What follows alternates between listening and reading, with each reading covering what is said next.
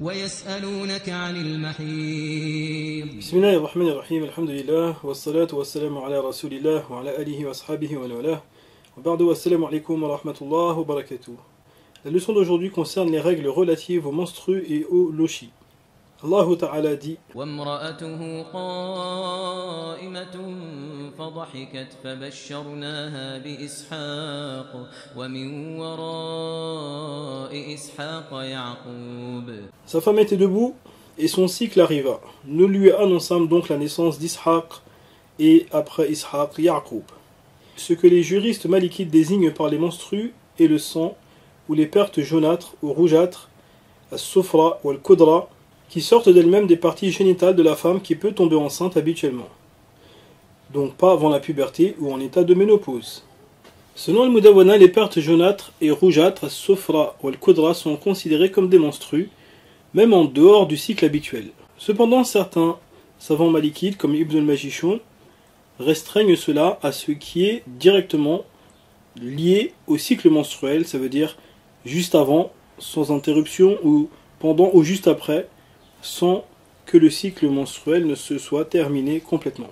Et ce dernier avis est aussi celui de la majorité des écoles de jurisprudence musulmane.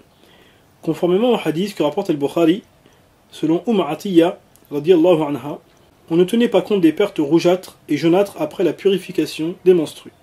Kunna la na'uddu al-kudrata wa sufrata ba'da tuhri shay'a. Il n'est pas considéré comme menstru le sang qui sort suite à l'accouchement, ou à une blessure, ou l'hémétrorragie, ou autre, bien qu'il y aura peut-être certains paramètres en commun. Taïb. Quelle est la durée minimale des menstrues chez les malikites? Une simple perte de sang, même légère, suffit pour que cela soit compté en état de menstru.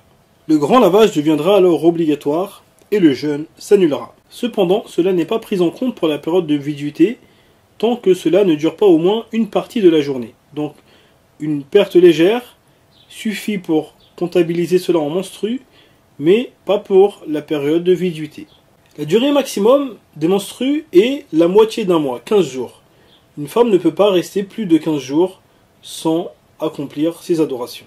Maintenant, la période de pureté, c'est-à-dire la période où la femme n'a pas ses menstrues, doit être minimum 15 jours. La période minimale où la femme n'a pas ses menstrues ne doit pas aller en dessous de 15 jours par mois. C'est-à-dire que la femme doit avoir au moins 15 jours dans le mois où elle fait ses adorations quotidiennes.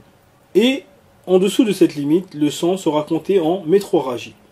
Maintenant, si une femme est débutante et n'a pas encore de cycle habituel, et que le sang s'écoule plus de 15 jours, alors après cette limite, le sang est compté en métrorragie, et elle devra reprendre ses adorations normalement. Si une femme a des menstrues espacées dans le mois, donc il se peut que les menstrues viennent, et ensuite s'arrêtent, et ensuite reviennent, alors elle doit additionner les jours, et ne pas dépasser 15 jours. Après 15 jours, elle devra reprendre ses adorations normalement. Autre point, si une femme a un cycle menstruel habituel, elle a son habitude, mais il s'avère que ce mois-ci, le sang continue de s'écouler après la limite habituelle. Par exemple, une femme qui a l'habitude d'avoir le cycle menstruel 7 jours, et qu'au 8e jour le sang est encore présent, alors elle attendra jusqu'à 3 jours en plus de sa période. Ça veut dire de 7 jours, elle attendra jusqu'à 10 jours. Et après avoir ajouté 3 jours à sa période menstruelle, alors elle devra reprendre ses adorations normalement, et le sang ensuite sera considéré en métrorragie. Donc à partir de ce moment-là, on considère le cycle de la femme de 10 jours. Le mois suivant, si au bout de 10 jours le sang continue, donc on rajoute encore 3 jours. Le cycle devient à 13 jours et le sang qui est après est compté en métrorragie. Le cycle est considéré 13 jours. Le mois suivant, si au bout de 13 jours, le sang continue à couler, on rajoutera encore des jours, mais sans dépasser 15 jours. Donc là, on ne pourra rajouter que 2 jours. Ça veut dire qu'elle additionne les 13 jours de sa période précédente, plus 2 jours, et une fois arrivée à 15 jours, alors, à ce moment-là, elle doit reprendre ses adorations normalement, et elle ne pourra pas dépasser 15 jours dans le mois. Habituellement, une femme enceinte n'a pas de menstrues. Mais cela peut arriver selon les savants malikites et d'autres. Dans ce cas, si une femme qui est enceinte voit le sang des menstrues entre 2 mois et 6 mois de grossesse, alors il est bon de savoir que le cycle menstruel pourra s'étendre à ce moment-là jusqu'à 20 jours. Donc cela à l'inverse de la femme qui n'est pas enceinte et qui devra ne pas dépasser 15 jours. La femme enceinte peut aller jusqu'à 20 jours. À partir de 6 mois de grossesse, le cycle menstruel peut atteindre jusqu'à 30 jours. Donc si le sang continue de couler avec les mêmes apparences que le sang des menstrues, alors on pourra attendre jusqu'à 30 jours. Si une femme a des menstrues espacées, on a dit qu'elle doit additionner les jours de menstrues pour ne pas dépasser 15 jours par mois. Maintenant, si il s'avère que les menstrues s'arrêtent pendant une durée de 15 jours, alors les nouvelles menstrues seront considérées comme un nouveau cycle et ne seront pas additionnables avec le cycle précédent, s'il y a un intervalle de 15 jours entre les deux menstrues. Si le sang des menstrues s'arrête et que la femme ne pense pas qu'il reprendra avant la prière suivante, alors elle est tenue d'accomplir le grand lavage et d'accomplir la prière en cours. Autre point, si une femme a des métrorragies, mais qu'elle distingue clairement le sang des menstrues du sang des métrorragies, de par ses descriptions, de par son odeur désagréable, sa couleur noirâtre ou son épaisseur, alors elle devra se baser sur son habitude précédente et ensuite rajouter jusqu'à 3 jours à son habitude si le sang a toujours l'apparence des menstrues.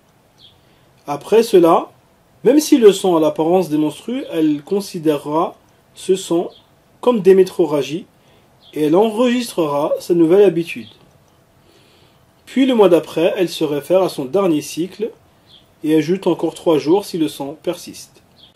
En revanche, si le sang qui sort n'a pas l'apparence des menstrues, ni la couleur, l'odeur ou l'épaisseur, alors elle doit se fier à son cycle habituel, mais ne pourra pas ajouter de jours à son cycle habituel, ce qu'on appelle l'istizhar. Conformément au hadith que rapporte al-Bukhari, selon Aïcha radiallahu anha, Fatima bint Abi Hubaysh radiallahu anha interrogé le prophète sallam sur cela et lui a dit: laisse la prière pendant les jours qui correspondent à la période où tu avais ton cycle et ensuite lave-toi et prie. Qu'est-ce qui marque la fin d'un cycle menstruel? Ou comment sait-on que les menstrues sont terminées? Il y a 2 choses qui marquent la fin du cycle menstruel, soit l'interruption du sang, cela se vérifie par le fait que la serviette ou autre ne contient plus du tout de traces de sang au contact des parties intimes. Et deuxième signe, c'est une perte blanchâtre, ce qu'on appelle le qassatul bayda, conformément au hadith que rapporte l'imam Malik rahimahullah dans le Muwatta. Les femmes envoyaient des cotons jaunâtres en fin de cycle à Aïcha radiyallahu anha pour la concerter sur les menstrues, et elle disait qu'elle ne s'empresse pas jusqu'à voir la perte blanchâtre, al-qassatul bayda. Ce signe est bien plus précis. Et si une femme a cela ou le voit, alors elle peut accomplir le grand lavage sans attendre. Si une femme a l'habitude de voir ce signe, al-qassatul bayda, cette perte blanchâtre, alors elle devra attendre ce signe même si le sang s'arrête et s'interrompt et qu'on n'en voit plus la trace. Tant que bien sûr elle ne craint pas de faire sortir la prière du temps choisi, ce qu'on appelle irtiyari. Si on craint de faire sortir la prière de son temps, alors elle doit accomplir sa prière. Maintenant, si une femme est débutante ou qu'elle n'a pas l'habitude de voir ce signe, alors elle accomplira le grand lavage dès que le sang s'interrompt. Remarque, il n'est pas demandé de vérifier la fin du cycle avant l'aube al-fajr pour accomplir les prières du maghrib et du isha, mais elle se contentera de vérifier au début du temps de chaque prière, si le cycle est terminé, pour accomplir la prière en cours. Donc après l'entrée du fajr pour accomplir la prière du fajr, mais pas avant la prière du fajr pour accomplir la prière du maghrib et du isha. Également, si une femme ne sait pas si son cycle est terminé avant l'aube et doute, alors il ne lui est pas demandé de rattraper le maghrib et l'isha tant qu'elle n'est pas sûre que le cycle s'est terminé avant l'aube. Il est rapporté que la fille de Zayd ibn Sabit radiyallahu anhuma apprit que des femmes demandaient à ce qu'on leur apporte des lampes en plein milieu de la nuit pour voir si leur cycle était terminé. Et elle blâma cela en disant: les femmes, c'est-à-dire les femmes des compagnons, ne faisaient pas ceci. Si une femme se purifie après l'Asr, elle devra prier Zar el-Asr. Et si elle se purifie après l'Isha, elle devra prier le Maghrib et l'Isha. Conformément au hadith que rapporte Ad-Darimi selon Ibn Abbas radiyallahu anhu. Si la femme indisposée se purifie après l'Asr, alors elle priera Zuhr et Asr. Et si elle se purifie après l'Isha, alors elle priera le Maghrib et l'Isha. Les actes qui ne sont pas permis pour la femme indisposée. Ou qu'est-ce que la femme indisposée n'a pas le droit de faire? Sachons que le cycle menstruel et les lochis, qui est le sang qui sort suite à l'accouchement, empêchent certaines choses. Première chose, la validité de la prière et du jeûne, ainsi que leur obligation. Donc ni la prière est obligatoire et ni elle est valide. Ni le jeûne du ramadan n'est obligatoire et ni il est valide en état de menstru ou de lochi. Cependant, le jeûne obligatoire ne représentant que quelques jours dans l'année, il est nécessaire de le rattraper. Contrairement à la prière, car elle se répète plusieurs fois par jour et plusieurs jours par mois. Il y a donc une difficulté et un désagrément évident à devoir rattraper les prières, contrairement au jeûne, qui est beaucoup plus accessible. Et c'est pourquoi l'islam a offert cette facilité à la femme indisposée, conformément au hadith que rapporte Al-Bukhari et Muslim, selon Mu'aza radiyallahu anha. J'ai demandé à Aïcha pourquoi la femme indisposée rattrape le jeûne, mais ne rattrape pas la prière. Elle dit: fais-tu partie des gens de Harura? C'est comme ça qu'ils appelaient les Kharijites à l'époque. Elle dit: non, mais c'est juste une question que je pose. Aïcha radiyallahu anha dit: cela, c'est-à-dire les menstrues, nous arrivaient au temps du prophète sallallahu alayhi wa sallam, et on nous ordonnait de rattraper le jeûne, mais pas la prière. Deuxième chose qui est interdit pendant les menstrues et les lochis, la retraite spirituelle ainsi que sa validité. Donc, l'I'tikaf ne sera pas valide en période de menstrues ou de lochis. Troisième chose qui n'est pas permis pendant les menstrues, la prononciation du divorce, at-talaq, de la part de l'homme. L'homme n'a pas le droit de divorcer sa femme en période de menstrues, bien que le divorce sera effectif et sera compté pour un péché. Exception faite d'une personne qui divorce suite à un mariage qui n'a pas été consommé, ou qui divorce d'une femme enceinte, cela ne sera pas compté comme un péché, bien que le divorce doit être la dernière solution après avoir essayé tous les moyens possibles pour réconcilier entre les deux personnes. Autre chose interdite lorsque la femme est indisposée, les contacts charnels physiques entre le nombril et les genoux, jusqu'à ce que la femme accomplisse le grand lavage en fin de cycle. Ça veut dire que même si son cycle se termine, tant qu'elle n'a pas accompli le grand lavage, le statut reste le même. Conformément au hadith que rapporte Al-Bukhari, rahimahullah, selon Aïcha radiyallahu anha, le prophète sallallahu alayhi wa sallam me demandait de mettre un pagne, un izar, qui est un vêtement qui couvre la partie inférieure du corps, des hanches jusqu'au tibia. Et ensuite il s'approchait de moi, alors que j'étais en cycle menstruel. Parmi les choses aussi qui sont interdites en état de menstru ou de lochi, l'entrée à la mosquée. Conformément au hadith que rapporte Abu Daoud, rahimahullah, selon Aïcha radiyallahu anha, le prophète sallallahu a dit: je n'autorise pas la mosquée à une femme indisposée et ni à une personne en état de janaba. La uhillu al-masjida li ha'idin wa la junub. Et enfin, parmi les choses interdites en état de menstru ou de lochi, toucher physiquement le recueil coranique, sauf dans le but de l'apprendre ou de l'enseigner. Mais cela n'empêche pas la lecture. Il ne faut pas confondre toucher de la main et réciter de la bouche. Donc, réciter de la bouche est permis pour la femme indisposée. Mais toucher de la main n'est pas permis. Et cela même si elle est en état de janaba, c'est-à-dire qu'elle est indisposée et en même temps elle est en état de janaba, à savoir que même si elle fait le grand lavage, cela n'enlèvera pas l'état de janaba. Donc dans ce cas, elle aura quand même le droit de réciter le Coran. Et pour finir, les lochis. Qu'est-ce que les lochis? Les lochis désignent le sang qui sort pendant ou après l'accouchement. Si une femme accouche de jumeaux, ou plus, alors les lochis commencent dès l'accouchement du premier, selon un avis majoritaire. S'il y a du sang qui sort avant l'accouchement, alors ce sang est considéré en menstru et non en lochi. La durée maximale pour les lochis est 60 jours.